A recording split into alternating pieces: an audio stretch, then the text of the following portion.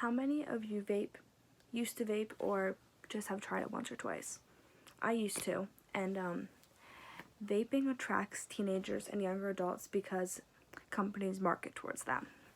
They also try to make it sound safer by advertising them safer than cigarettes. Almost all vaping devices contain nicotine, and sometimes companies even try to make it hard to see which products do.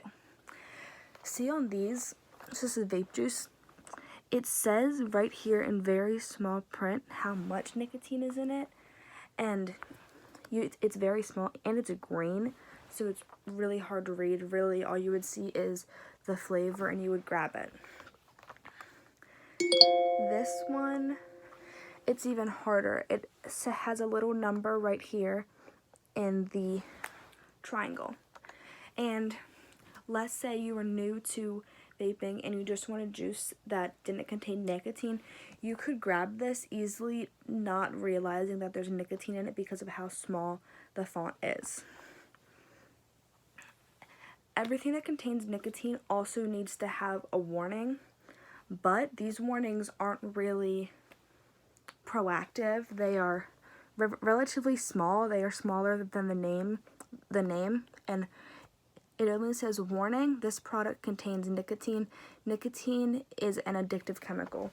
It only says it's addictive. It doesn't explain the dangers behind it or anything.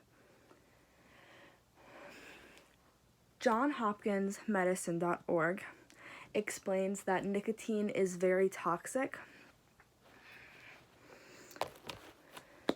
It will raise blood pressure and spike adrenaline, which then your heart rate increases, and this gives even young people a really big chance of having a heart attack.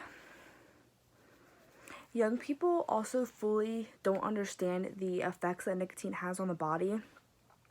The CDC explains that using nicotine during adolescence can harm parts of the brain that control attention, learning, mood, and impulse control. Because most people that vape are teenagers and young adults, the brain isn't fully developed until you're 23, and people that are way younger than 23 are using nicotine on a daily basis. Other effects that it has on the body, you can easily get out of breath.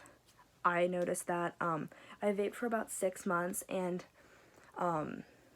towards like the last 2 months, I really noticed how like I couldn't like walk like up steps. I lived on the 4th floor of my dorm building, and that was difficult for me to walk up, and it really started to scare me once I noticed that, so I did quit. It's also very hard to quit nicotine.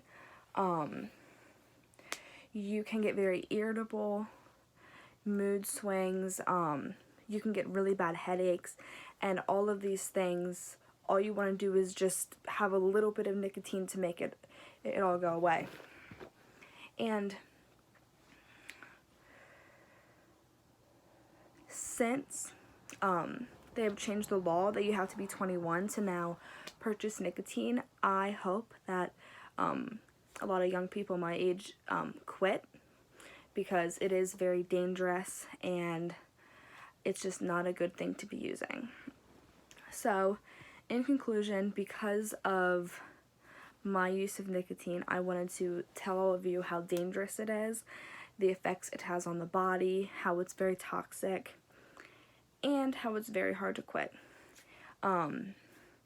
If somebody's trying to quit, you can get kits offline that help you quit nicotine. There's gum, there's patches, and there are even a lot of resources online where you can get in contact with somebody.